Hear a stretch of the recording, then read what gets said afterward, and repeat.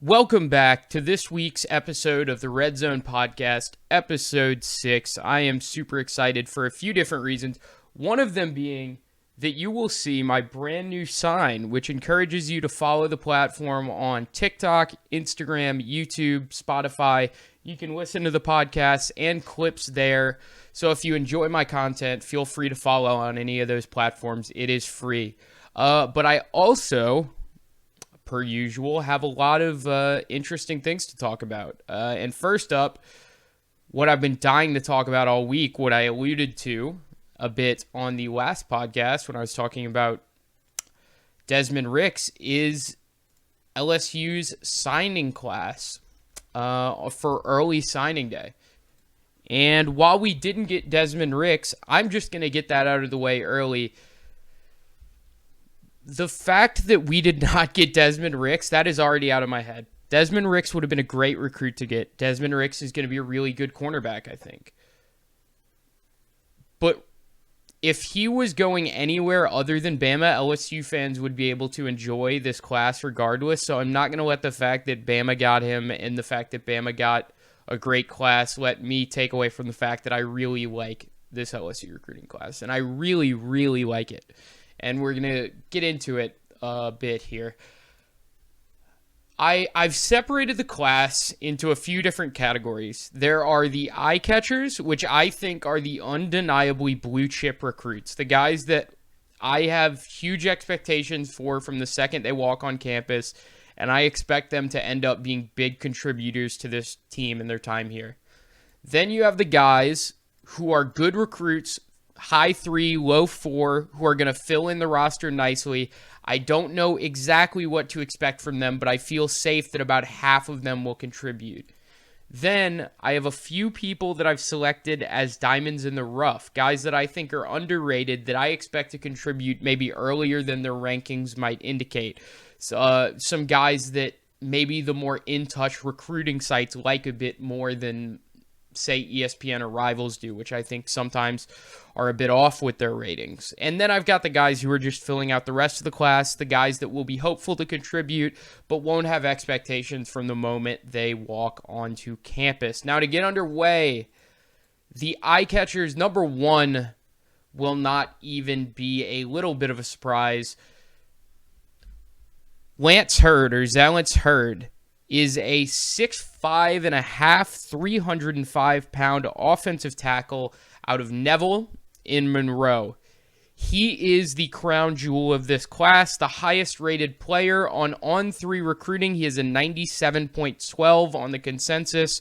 He is the number 2 player in the state and the number 4 player at his position. Very, very exciting recruit to get. Now,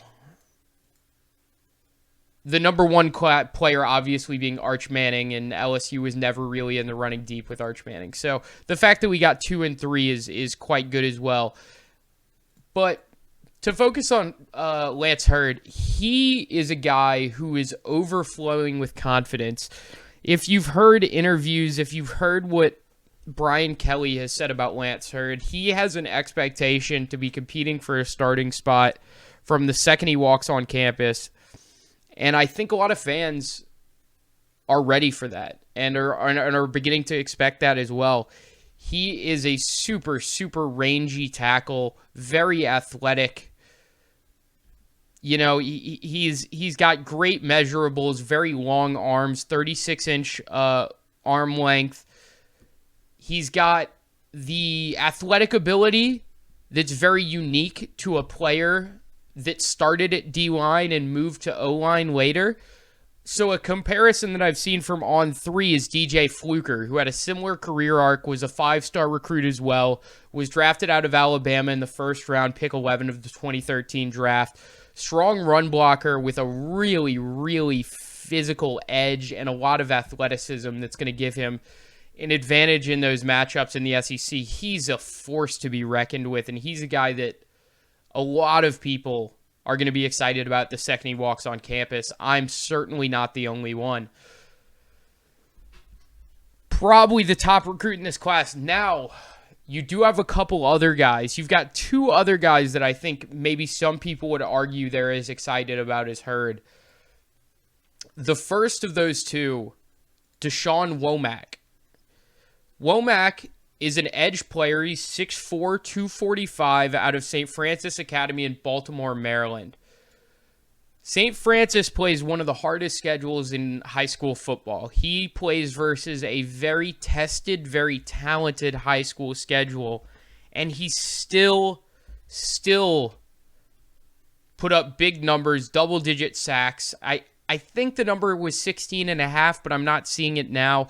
Number 1 player in Maryland, number 4 edge player in the country.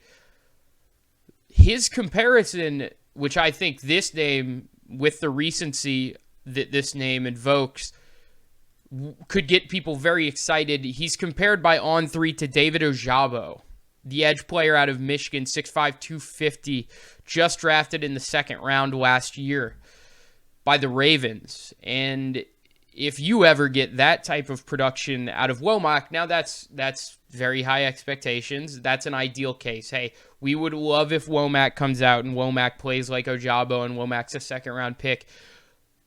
But there's some good reasons. He's got a natural talent as a pass rusher. He's got really, really nice size. He would ideally be the guy that you see as the long-term replacement to Ojulari on the weak side pass rushing. So, and he's also somebody that On3 and 24/7 have rated a bit higher than some of the other recruiting sites. So, very interesting recruit in Deshaun Womack, and I'm excited about him. I think it's hard for me to not get excited about a high-rated edge player. It's maybe my favorite recruit, aside from a high-rated receiver or QB, is a high-rated edge player. And I really like Womack. Now, in this eye-catchers group, in this group of especially talented recruits, I have 2 wide receivers. I have Shelton Sampson Jr., who is the 5-star out of Catholic BR. I have watched a lot of Shelton Sampson tape. I've watched a lot. I have to watch every Catholic game on Fridays because I am responsible for making sure the game is live on ESPN 104.5 on Fridays. So I watch every game. This guy has some of the most natural deep ball and jump ball ability you will ever see. He has an ability, and this is not me talking about him beating high school guys to the jump. There were several weeks this season where he was playing against a 4-star or a 5-star corner, was playing against a guy who's also going to be in the NFL. Like, he played against Ashton Stamps. Yeah, he played against Ashton Stamps and had some great catches on him, a fellow member of this class who's very talented. I'm a big fan of Shelton Sampson. Now, I will say, the consistency is not always there, and it's tough to tell because it's a high school offense, and he's not always putting up incredible volume.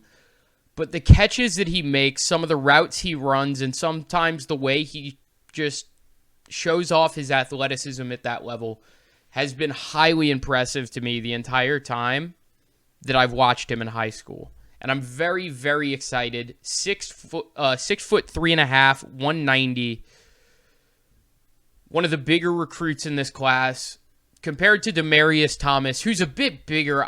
That's actually one of the only On3 comparisons that I don't know how much I agree with, having watched a good bit of both of them. While Sampson has that raw athletic ability and size, I don't think has the bruising straight line after the catch ability that Thomas had, where he would just run past and through guys after he would get a crossing route and take it all the way down the field. I think Sampson is more of a short and deep guy rather than an in-between. But we will see. I am excited to see what we do with him. And the other wide receiver is Jalen Brown. Now, Jalen Brown out of Gulliver Prep, Miami, 6'1", 160. 4-star recruit, track star, LSU managed to beat out Miami for him. Very, very excited about this guy. He is maybe my most controversial inclusion in the eye catchers. But that is just because when I look at this archetype of wide receiver, it is absolutely impossible for me to not get excited. Now, 6'1", 160, you hear that and you probably realize this is a speed guy, right? And he is. He has been clocked at a 10.86 100-meter dash, 21.83 200-meter dash, state champion, regional champion, incredibly, incredibly fast. He'll have to gain a bit of size, but I think there have been some receivers in the past couple years in the SEC, and correct me if I'm wrong, that have shown that you don't need to be that big. If you know how to avoid taking hits and you know how to use that size and that weight advantage to really manipulate your body in a way that a lot of heavier guys can't. And we saw that especially with Devontae Smith's incredible route running ability.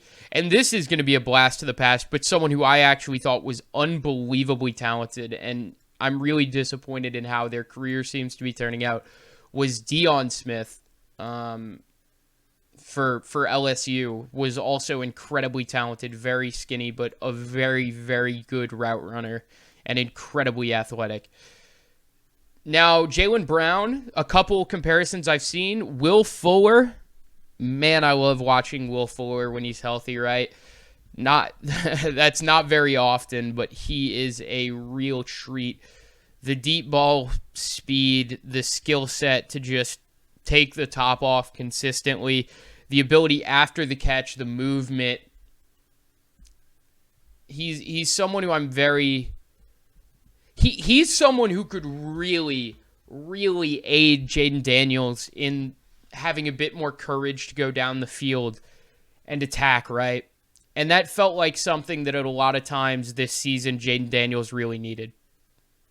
Another comparison I've seen is Anthony Schwartz, which should tell you just how fast he is, the track star out of Auburn, who is now in the NFL. He was one of the fastest football players I've ever seen in my life. So, obviously, very, very excited with those comparisons in mind, right? Elijah Moore, Anthony Schwartz, some really explosive players. Now, Javian Toviano is the final member of this group. The 6', 185 safety out of Martin High, Arlington, Texas. He's going to be an interesting case. He's very much tiptoes that fringe of high 4 to mid 4. And there's a lot of variance in where certain recruiting sites have him rated. Now, I'm very excited about him. I think he is going to be someone who is going to have confidence and the instincts to have an impact early if given the chance. Now, I don't know how high his ceiling is, but I think he's got some very refined cover skills and he's got some good instincts. I've heard a lot about his ability to jump routes in high school and his ability to read plays early. The 6', 185 frame, that's really good coming out of high school. That's something you can be excited with. That's something that you just need to add a few pounds to and you'll be great. But even 6', 185, that's very similar to Jay Ward's size right now. So, you know, it's not even a situation where you're desperate for him to put on the weight. It's just maybe ideal down the stretch, right? But his comparison that they have on On3, Andre Cisco, who's a bit more obscure of a comparison, but is a more recent draft pick, the 2021 class, 3rd round, first pick out of Syracuse. Very apparently similar dimensions, very similar as high school prospects, very similar in their refined cover skills and instinctual movement and play reading. I'm very excited about him. I want him to have an impact early, especially with the depth issues that we have at defensive back. I think he's a guy who could see the field early and could have a lot of success there if he does. Now we have the meat of the class, the guys that I am not losing my mind because I think they will be immediate impact guys, but the guys that are going to need to be the backbone of the class. These type of players are the reason that a class can fail or succeed. Just look at the 2020 class for LSU. So these guys and the guys I have in this area are DJ Chester, who is a 6'5", 315 offensive lineman out of Georgia. Kylan Jackson, the 4-star safety out of Zachary. Jackson Howard, the 4-star end out of Minnesota. Caleb Jackson, the 4-star running back out of Liberty Magnet, 5'10", 196. Going to be very interesting to see how Caleb Jackson and Trey Holly are treated in terms of who gets more of the attention early in terms of the running back room. Because there's snaps to be gained in the running back room. We have a lot of decent running backs, but nobody has taken it totally as a solo running back one yet, right? Even though Josh Williams seems to be in command, he's not someone who gets every single carry, is not nailed on as the number one next year. So it'll be interesting to see if those guys get a shot, what type of attention they get from the coaches. I also have in here Ricky Collins, apologies, I was reading Tyree Adams' name, and Mac Markway. Now, Mac Markway is a 6'4", 250 tight end out of St. Louis. And he's someone who you really just get excited when you see who his other top teams were. He's the 4-star recruit. He's a very well-built tight end. And the other teams that were in it for him were Iowa and Ohio State. So those are some teams that generally have some really good bruiser tight ends who can make some good catches. I was very excited when I saw those guys in for him. And then Ricky Collins. This is going to be a really, really interesting one. An incredibly athletic quarterback who I had the chance to watch a couple times this season. Made some incredible plays versus Catholic. He's got some really impressive movement within the pocket, an ability to scramble but not lose track of receivers downfield, which is generally a really advanced profile for a quarterback. Someone having that in mind as a high schooler is always a good sign. Ricky Collins was someone I was tempted to put a bit higher, but I just don't know how I can with how much depth LSU has at quarterback. Some really incredible talent at the moment, so it's hard to know when or if he will even get his shot. But he's a very talented prospect, regardless of what ends up happening for him at LSU, and I am excited to see if he gets a chance to imprint himself on this team and in the QB room. He's someone who I really liked watching them in high school. Now, this leaves, most importantly, 3 guys from this area that I think maybe are a bit underrated.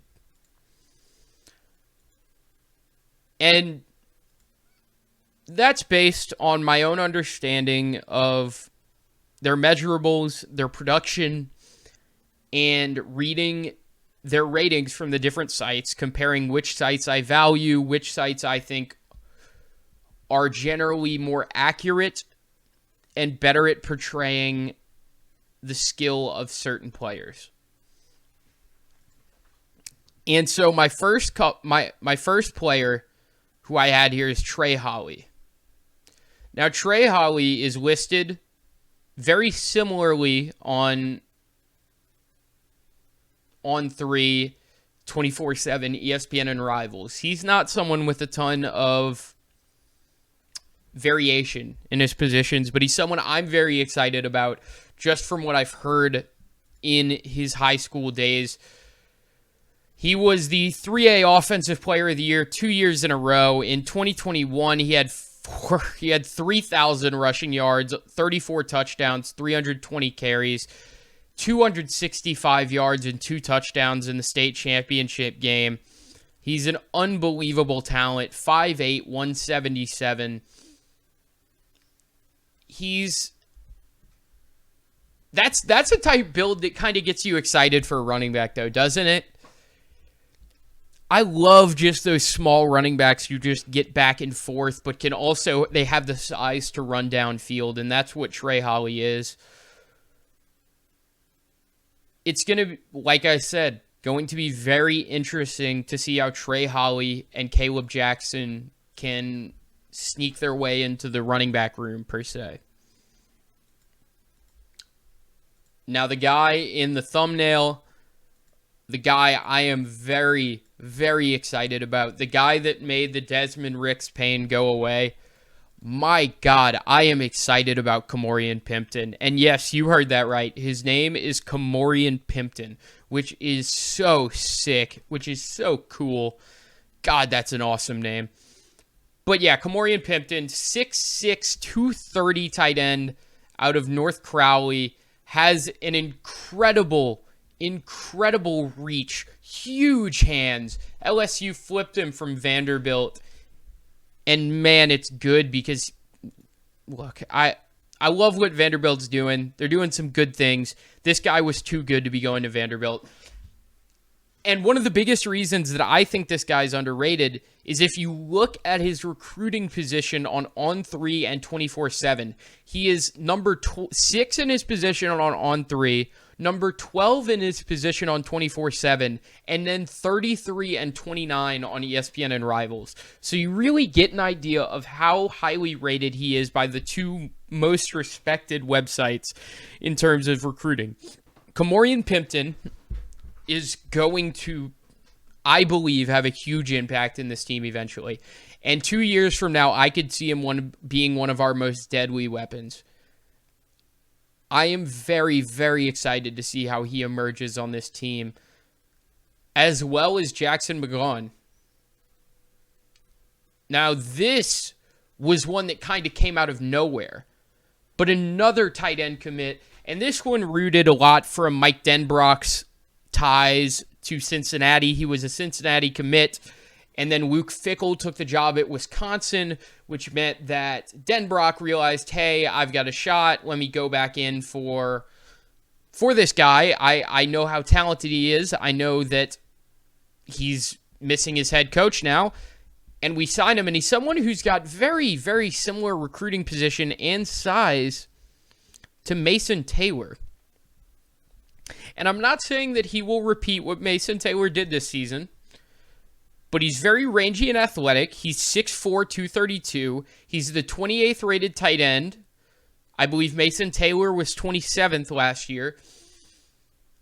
And he's another of this group of 3 really talented tight ends that LSU has managed to incorporate into their class. And man, the more I really talk about this class, the more I get excited because I feel like there's so many positives across the board. And there's so many positions of need that were filled and were addressed. And it really felt like we were looking for talent all over the board, which is a big criticism that I had of Les Miles at times, and even at Orgeron to a lesser extent. So it's good to see the talent come in everywhere. Now, we had a few more transfers come in since the last episode. The biggest one, Denver Harris. And I talked about Denver Harris last episode because it was kind of a foregone conclusion that he would be here. And Denver Harris is a real talent, right? Denver Harris is 6 foot 180 out of Texas A&M, 5-star last year, all freshman All-American this season. Very good, very talented. Will start day one for LSU. But does he have his head on straight? Is the question. I don't know. I guess we have to trust Brian Kelly in that regard, right? He's someone who I had a lot of question marks. I really didn't know if I felt that it was worth it to take a player with that many disciplinary issues in one season. I almost feel like that's not salvageable. But I also trust Brian Kelly, and I bleed purple and gold. I'm the biggest homer on earth. So the second he pulls that jersey on, I'm going to be rooting for him. And I'm going to be hoping that he can genuinely change, at least for his 3 years here, 2 years here maybe, ideally, and perform and keep his head on straight and turn his life around. Now, do I think that'll happen? I'll be honest, not really. I think it's kind of crazy that people are expecting it as a given that this guy is going to be a 2-year starter here when he hasn't shown the ability to go more than a month without a disciplinary issue within a football team. Now, Brian Kelly and Jimbo Fisher are different coaches. Brian Kelly's a better coach. He's a better team manager. He hasn't lost control of the locker room as Jimbo Fisher has, but I don't know if that's something that is totally fixable. I guess we'll have to see. Now another commitment, Aaron Anderson, and this one's kind of impossible to not be excited about. The 5'8.5" receiver out of Alabama, 185 pounds. He is the guy I wanted most out of the transfer portal. He was my number one target. And even though he's our second highest rated transfer commit behind Denver Harris, he is the one I wanted most because he fills a need in two different areas. LSU really needed track star deep threats. This is our second one committed in this class along with Jaylen Brown, except this will be his second year. He is hopefully going to be a more college football ready prospect compared to Jaylen Brown, who still needs to put on some weight. He is also an ideal returner for this team, who only had 26 punt returns all year, struggled on kick returns all year as well. This is a guy who stands to instantly slot into those positions. That's a huge boost for the team. That's somewhere that you needed someone like this all year. And it's a huge reason you were recruiting Aaron Anderson last year. And the reason that he didn't commit was as simple as, hey, I'm not going to commit if you guys change coaches. It's too late notice. If you guys fire Ed Orgeron, I'm gone. We fired Ed Orgeron knowing that would happen, and he left, and that's fine. But now things have changed for both parties, and he's coming back, and I hope that one of the first real Bama to LSU transfers, I hope he can... That just gives you a bit more motivation for him to succeed, right? And I'm super excited about what I think he can do for us. But, all in all, I think a very good class with a lot of good things to be excited about. And even though some people might be feeling a bit negative, a bit down with the Desmond Ricks happenings, that is so little compared to all the good things that went right for you in this class in Brian Kelly's first full year recruiting, where he's already made a big improvement on last year's class, and he's done the most with as little NIL money spent as any of the other top 10 teams. So he's doing very well with what we've got. And I'm very impressed and very excited about this 2023 recruiting class. Now, speaking of things I'm very impressed and excited with, the New Orleans Pelicans are back. And I know I said they were back 2 weeks ago, and then I said that they were dead last week, and now I'm saying they're back again, but they are back again. This week, my New Orleans Pelicans were 3-0 without Zion Williamson, who this week entered health and safety protocols due to what is understood to have been COVID. And Brandon Ingram's still out with his toe injury. And this felt like almost a death sentence, really. Because the Pels had just lost, 4 straight with Zion Williamson. Brandon Ingram, we find out, is still not going to be back this week. Zion is out this week now. What are we going to do? Trey and Herb and Dyson all get sick at different points in the week, so they all miss a game each. How do the Pels respond to that? Memphis is dropping games finally. Now the Pelicans have a chance to move up. And the Pelicans shorthanded win 3 straight in very comfortable, very impressive fashion, and for the most part, aside from the OKC game, which was a bit of a nail-biter. But you take those. Now, the San Antonio game, these games all showed you, they all showed you that your team is strong in terms of depth, but we already knew that. But you also got to see that CJ was a lot more comfortable, it felt. And it's just odd because it feels like he can never find that level of comfort with Zion and Brandon Ingram on the court. But in San Antonio, CJ puts up 48 and 9 in a huge effort to push the team to the win, where you also get 12 from Herb, 16 from Jonas, 15 from Trey Murphy, 13 from Willie.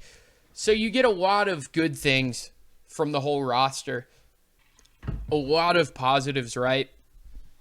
And then you go to OKC. And that's going to be a tough one. It's an away game. The Pelicans are a much worse team away from home. You still have no Zion and BI. And you go and you beat the Thunder in overtime.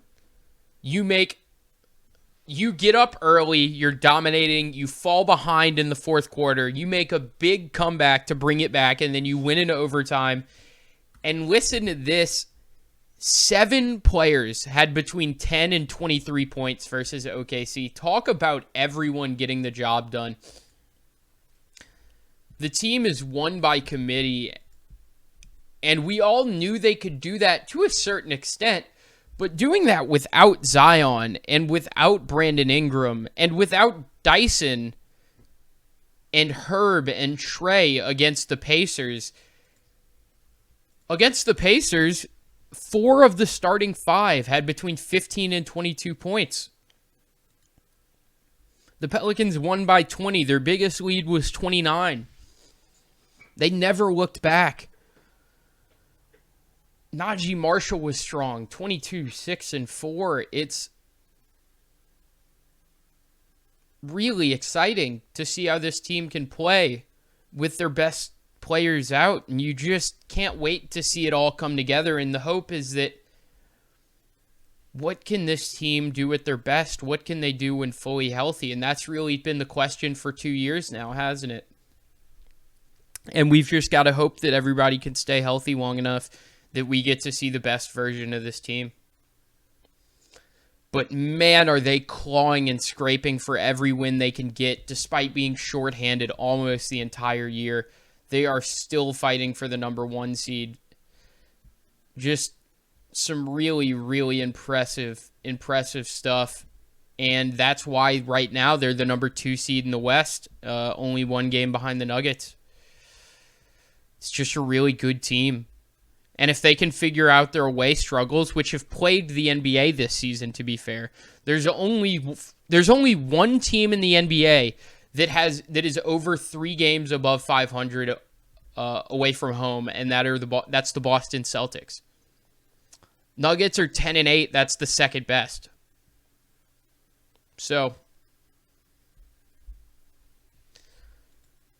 if you can just pick up a few games, that could supplement your schedule, but it's tough to be disappointed about this Pels team.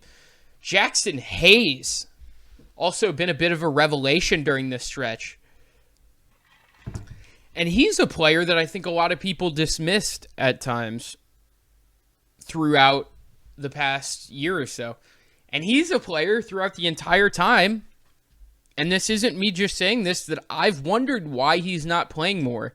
I've always thought his defensive woes were exaggerated, and if he figured out his foul trouble, he's an incredibly valuable asset. The Pelicans have no rim protection without Jackson Hayes. Jackson Hayes brings rim protection. He brings athletic movement on offense and defense to the center position. He brings length at the same time. He offers a combination of things that Jonas and Nance have, as well as his own athletic ability, which is incomparable. something that almost no centers in the NBA have. So he's a very unique talent. Now, this gives the Pelicans a chance to do two things. It gives them a chance to try and figure out how to get Jackson Hayes in the rotation when healthy, which I would like to see. It also gives them a chance to try and trade Jackson Hayes while his value's at an all-time high.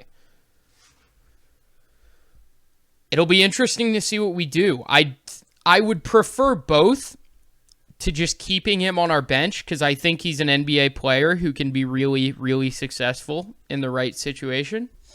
Optimistically, I'd love to see him get a chance to play center in some of our bit better lineups. I think he offers a unique skill set that we don't have in any other centers, and I think if he can reach his best, he could be a great option for us down the line. It's going to be interesting, though. The Pelicans now have Zion, Trey Murphy, and Dyson Daniels returning to the lineup tonight. This is going to be a fun game to watch. You can bet your ass I'm excited about this one. Going to be interesting. But yeah, Pelicans playing Minnesota at home, 7 p.m. tonight. Tough for me to not expect a win. The blender is going to be rocking on the return of those three guys off a 3-game winning streak. Gotta hope we get a win. The NFL playoffs are coming up. And I thought I would do a new little segment called Contenders and Pretenders. Because I realized over this weekend, I actually have some pretty strong thoughts on the NFL for the first time in a bit. I've been watching some more games this season as we get into the stretch. And it's been tough because the Saints are absolutely awful. And it gives me no reason to want to watch. But there are some teams and some players that I've been very eager to watch and that have really kept my interest going this season. And I've got a few teams that I really love down the stretch, and I've got a few teams that I don't like as much. So, I will start with the contenders. The Chiefs. Now, I'm not going to spend much time here. I'm not special for saying this. Everyone knows the Chiefs are a real contender. They have Patrick Mahomes, who's going to win the MVP. He's in the middle of his best season ever. He's leading the NFL in passing yards by God knows how much. They're just a really, really good team. They are first in the NFL in offense by over 300 yards. They have 20 more yards per game than any other team in the NFL per game in offense. They are top half in defense, which is almost enough. You know, that's not a bad statistic. When you're first by that much, you can afford to be average on defense. And really, any of these Andy Reid, Patrick Mahomes teams, you know they've had a chance to win the Super Bowl. You know they've had the ability to make deep runs in the playoffs, and they have consistently. The Chiefs are my favorite team to win the Super Bowl. And I've got a few others that I think are close to them, and I'll get into those. But that shouldn't be a controversial statement. With one of the best coaches in the NFL, with the best quarterback in the NFL, and with a defense that is decent enough to get the job done, and, you know, is able to turn the ball over enough to, and is able to keep the scores off the board just enough for them to win almost all their games. I think they're a very good team. Now, the first pretender, equally, should not surprise anyone. The Minnesota Vikings are not a real contender. Sure, they're 12-3. They're first in the AFC North. They're the second seed in the NFC. They are not a contender to win the Super Bowl.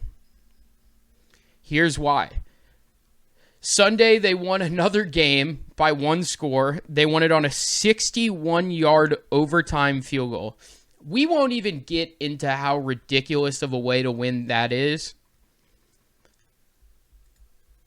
But their scoring differential this season, their average game score is 25.2 to 24.9.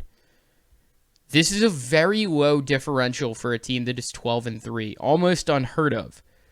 This type of point differential would almost always correlate a roughly 500 record. They are 12-3. This is not a team that is good enough to be 12-3. This is a team that should be 8-7, realistically. This is a wild card team. Moonlighting is a top 2 seed. They will disappoint in the playoffs. They will not win their first Super Bowl. And it hurts me to say this because I do love Justin Jefferson. One of my favorite players in the NFL. But the team as a whole, just not where it needs to be a real contender. Now, the contender side, back to the Bills. The Bills are a contender. And, again, nothing controversial here. The Bills were in the AFC divisional round, fighting with the Chiefs to make the AFC championship in the game of the century, many would say, last year. And once again, they're having a good season. Second in the NFL in offense, top 10 in defense. They're in a great spot. Josh Allen is having a really good season. They're top half in turnover diff in the NFL. What's not to like about them? Allen has 32 touchdowns, 13 interceptions. He's not top 3 in the MVP race, but he's probably top 5. He's having another good season. He's once again proving he's one of the best and most consistent quarterbacks in the NFL now. So they're good enough. We know they're good enough. We saw last year. And even if they had to win 2 more weeks, we know that the Bills were good enough to beat the Chiefs, and we know that the Chiefs were good enough to beat the Bengals. The AFC was very tight last year. So have they taken that next step to win it? I don't know, but I know they have a chance, and I know they've got a good chance compared to a lot of the teams in the AFC. I think they're a top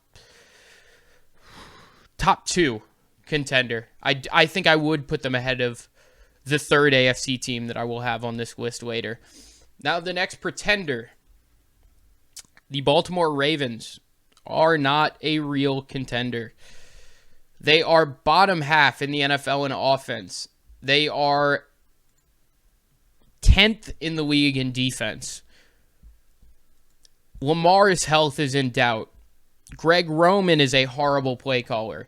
They have no receiving threats. They have historically not had great success in the playoffs in recent years. I have no reason to believe in the Ravens as a real threat in the playoffs. This one isn't a tough one to explain. There's not really a lot of reasons that they would succeed, except for the fact that, hey, maybe if Lamar is healthy, he can will them to a playoff run. But I don't know how much I expect that either, based on what we've seen in past years, right? And I don't think the Ravens have put the talent around him to make it any easier. I'm not optimistic about this Ravens team. Not like I have been in previous years. Now back to the contender side. Here is the first one that might be slightly controversial.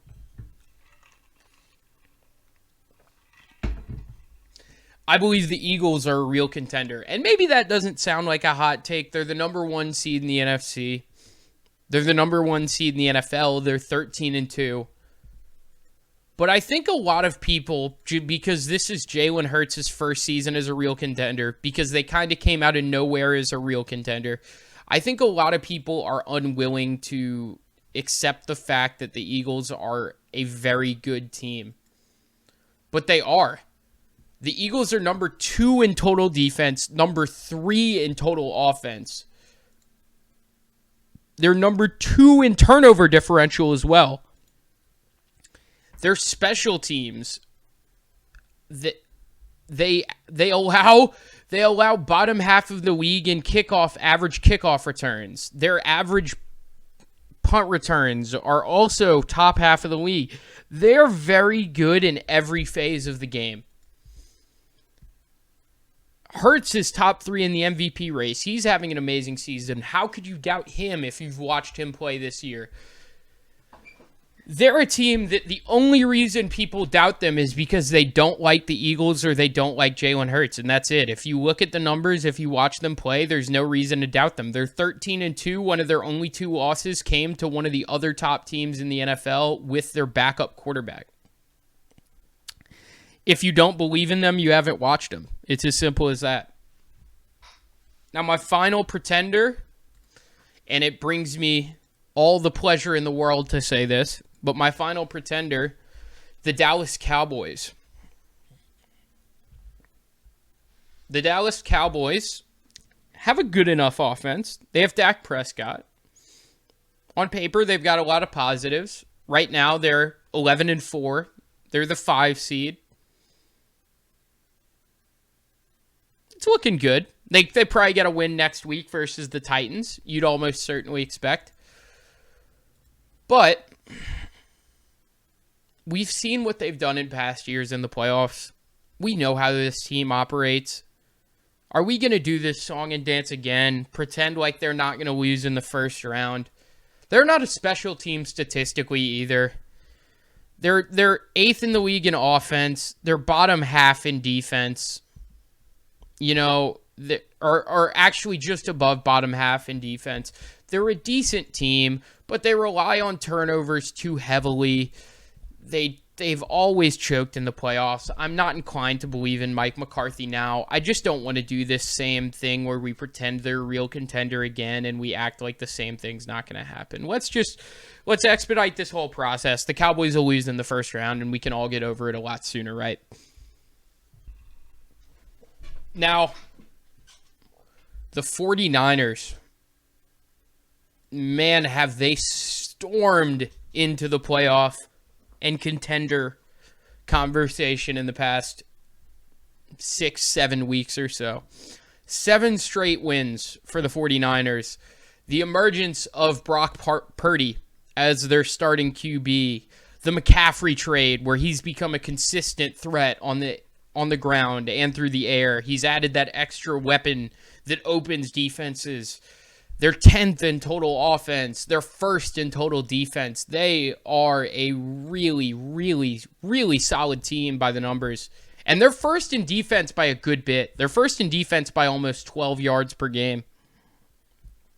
Their rushing defense is unreal. Their rushing defense allows 75 yards per game. 2nd in the league is 87.5. 3rd is 104. There's a huge gap between 1st and 3rd, and a pretty big gap between 1st and 2nd as well. They're a really strong defensive unit, and they're not bad in pass defense either. In pass defense, they're top half of the league. So they're not bad there either. And that's with teams attacking their pass defense at a disproportionate amount due to how good their run defense is. They're a contender, no doubt. And I think a lot of people thought they were before the McCaffrey trade and before Purdy emerged as a starter, but I didn't agree. But Purdy inspires a lot more confidence in me than Jimmy Garoppolo did, who I've always thought was a traffic cone and a useless quarterback and really held the 49ers back. But the McCaffrey trade has also given them a consistent offensive weapon aside from Kittle. And it's given me a lot more belief in them, if you would say. Now, my final contender, and the one that I had on the fringe here, and I was thinking about saying, but I do really believe it, are the Bengals. The Bengals are a contender. Again, this year, 7th in the league in offense, 12th in the league in defense. Joe Burrow is top 3 in MVP odds. He's with Mahomes and Hurts.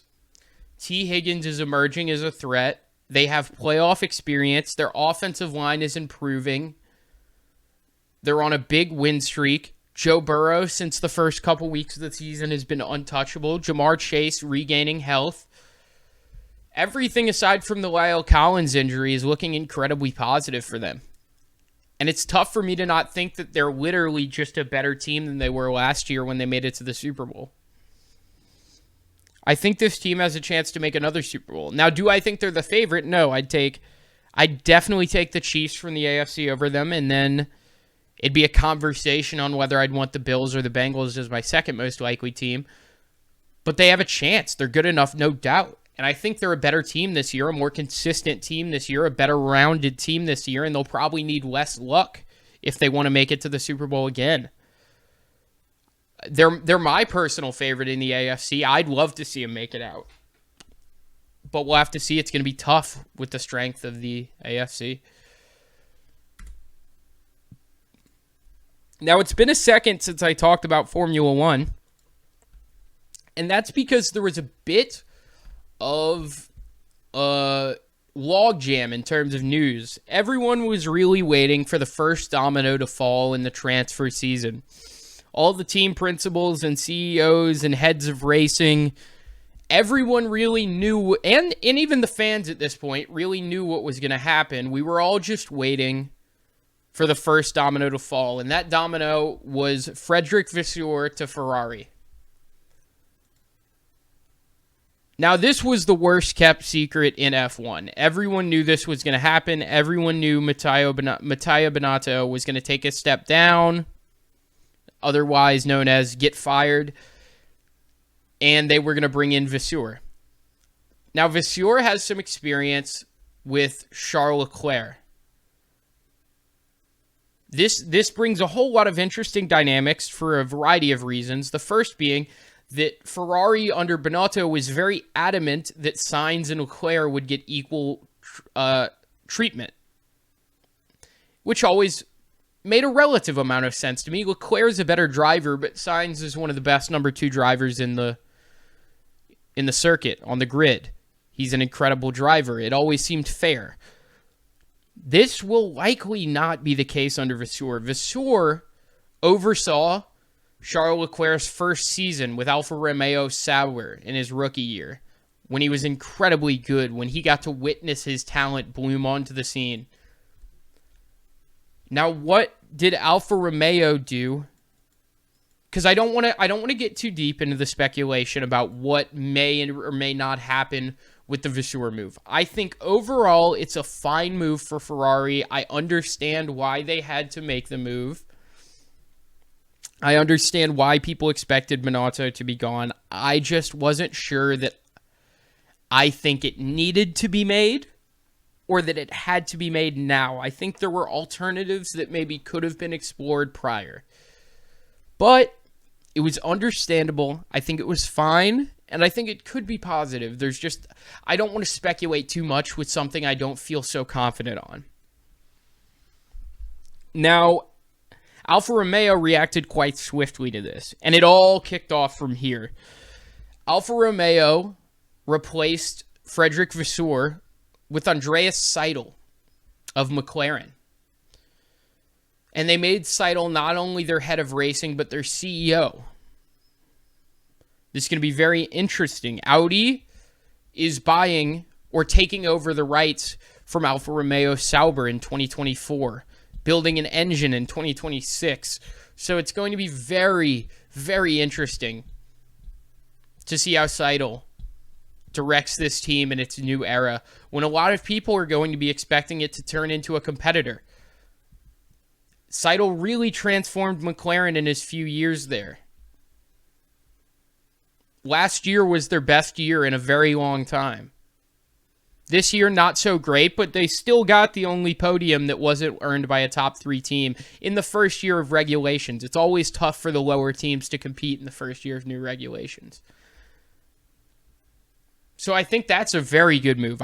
This was one that I felt much more certain of. I feel that Alfa Romeo at Sauber made a very good call here hiring Andreas Seidl. I expect him to do well. And he's going to have the lack of pressure and the freedom that being both the CEO of racing and the team director, team principal often gives you. I'm eager to see what the Audi project looks like. And he's going to have many years to really mold that team into what he thinks it should be. Now, that meant, though, with Seidl gone from McLaren, Zach Brown had a decision to make. Who would replace Andreas Seidl? And it seemed that they wanted to promote from within. And they went with the very similarly named, and this is almost funny because it's almost like, hey, who is the guy that sounds like Andreas Seidl the most that we already employ? And he was like, oh, Andreas Stella. It's like the same person, right? Almost. And they just made him the team principal. Now, look, that's mainly a joke. Apparently, Andreas Stella is a very well-respected member within the operational and technical team, very highly respected across the paddock. This was not a controversial move within the teams. It is very funny to hear a team promote from within and then hear that he basically has the same name as the previous principal, but if Stella gets the support and Brown has a track record of delivering that support, McLaren should be fine to continue their trajectory, and I think they could continue to improve, especially with this quality driver lineup of Lando Norris and Oscar Piastri.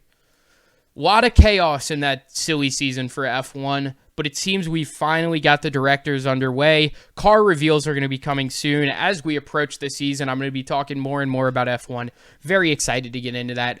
But for now, that was this week's episode of The Red Zone, episode 6. Hope you guys all enjoyed it. That'll be it for next time. See you guys next week.